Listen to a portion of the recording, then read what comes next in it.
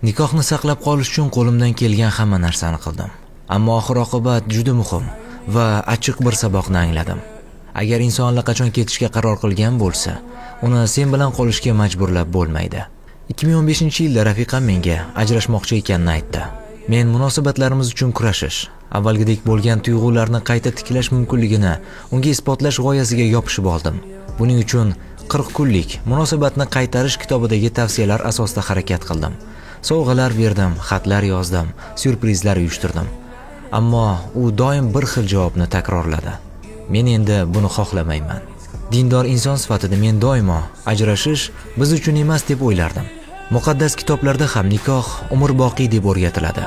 Ammo agar ikkinchi inson endi birga davom etishni xohlamasa, nima qilish kerak? Men oxirigacha kurashdim, to nihoyat eng muhim haqiqatni anglamagunimgacha. Muhabbatni majburlab bo'lmaydi. Bu har kuni qilinadigan tanlovdir. Agar kimdir seni tanlashdan to'xtasa, qanchalik og'riqli bo'lmasin, uni qo'yib yuborishni o'rganishga to'g'ri keladi. Ideal erligi va yaxshi insonligi uchun tashlab ketilgan Kaka hikoyasi.